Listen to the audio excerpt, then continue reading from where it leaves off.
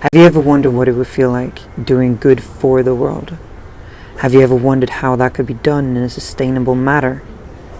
Emprogage is doing both of those things, using the core values of empathy, proactivity, and engagement. If you want to find out more, or if you want to join us in making the world a better place, go to emprogage.sc and let's co-create a better world.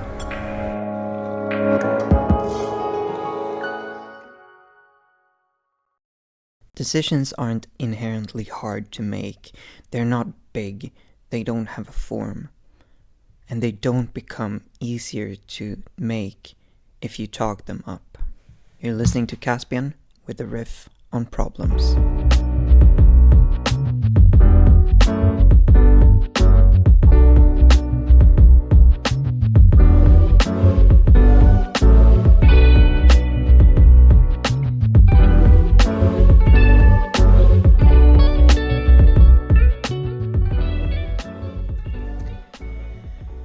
When I was younger, I had extreme anxiety for making decisions.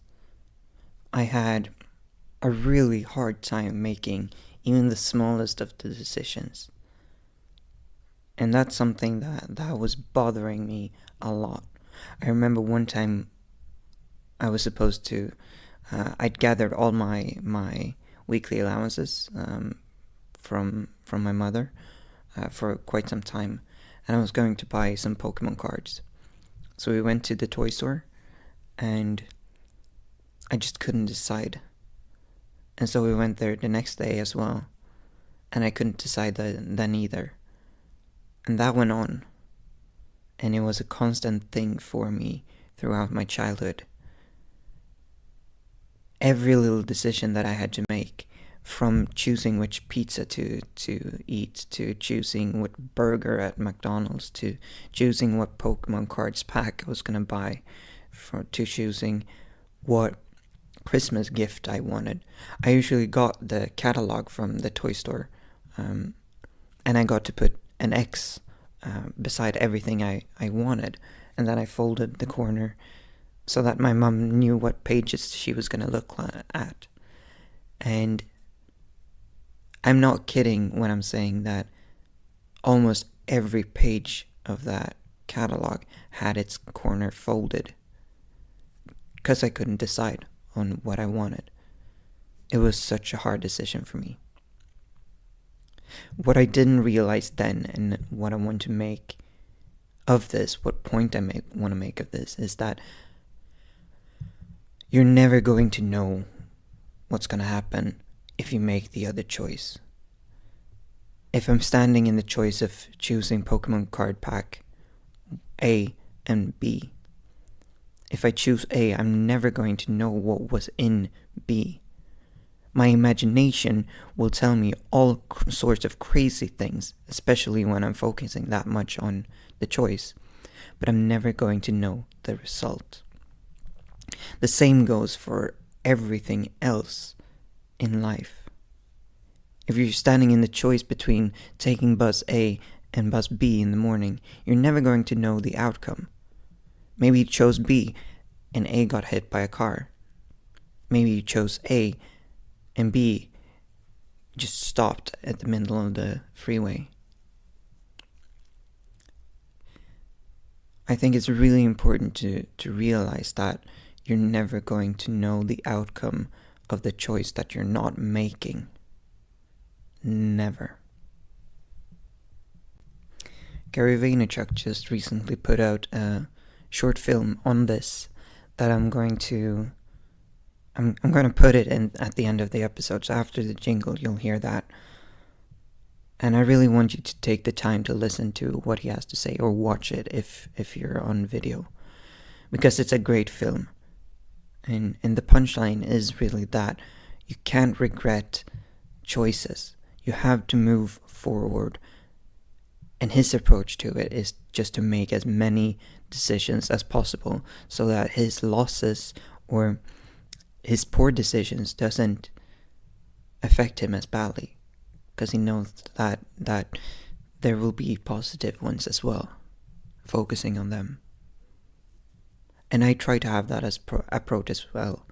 Make as many decisions, move as fast as possible, and don't look back, because that's gonna fuck up your neck. That's all that's gonna do. You're gonna get pains in your neck from looking back at the decisions that you've made.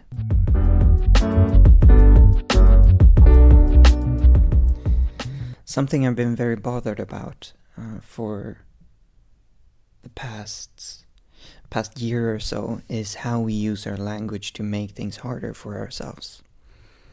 And when we do that by putting emphasis on how hard whatever is, how hard the decision is, how hard your exam is, how hard your training is, we're making things so much harder than they have to be just by telling other people how hard they are.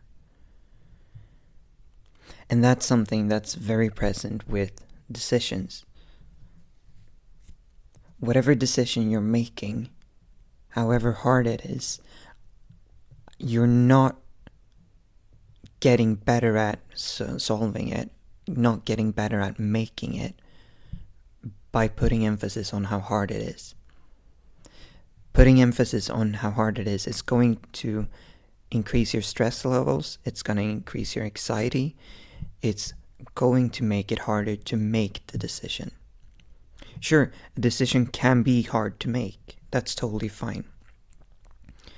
But telling everybody about how hard it is not going to help you.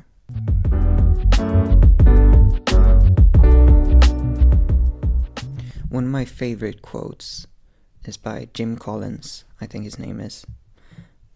And he says that, why make 1,000 decisions when one will do? Why make 1,000 decisions when one will do? And why I love this quote is because it puts a finger on something that's very important in this conversation. Namely, we don't need to make as many decisions as we do.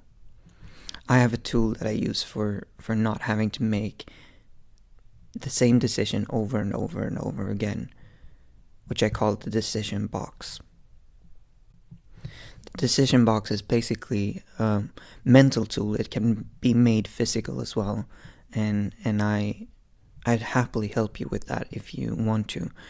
But what it is a mental box that I have, and when I have to make a decision, I open that box up and I look at the decision, whatever it is. I usually use my cold showers as an example for this. I've been doing cold showers at least once a day for, 2 years or something. And what I did with that is I looked at it and I decided I want to be the kind of person that takes a cold shower in the morning. And then I put it back in the box and I locked it. What you can do with decisions that you have to make sort of regularly, or that you have to be reminded of, if you want to make it again, is that you can put a time label on it saying, this is locked in for 6 months. We're going to try this for 6 months now, and whatever happens, that box is locked. I'm not going to mess with that decision. What that does with you is that when you step into the shower in the morning, you don't have to make the decision again. Because you know you have already made it. You are the kind of person that takes a cold shower in the morning. The same goes for exercise. You're the kind of person who takes a run twice a week. The same goes for writing. You're the kind of person that puts out a blog post every day. The same goes for all kinds of activities that are regular and that you want to pursue. The decision box can help you to be consistent. It can help you to fulfill those things that you've said that you want to do. because you said you would.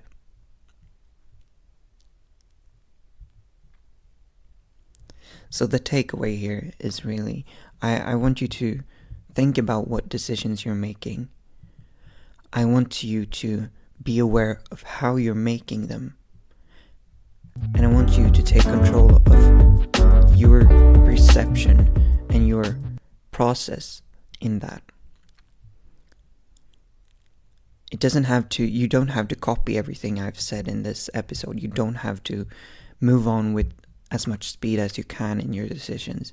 You don't have to use the decision box. But I want you to be aware of them, and I want to offer them as tools for you to try out. And so the question I leave you with is, how do you make decisions? And how would you want to do it differently? If you have any questions on what I've talked about today, please send them to me on either Facebook or Instagram, and I'll try to answer them in the next episode of this podcast. This is thought to be a divided podcast into 2 parts. In the first one, I'm going to riff on something, and the second one, I'm going to try to answer some questions. So please send them to me. Until next time, take care.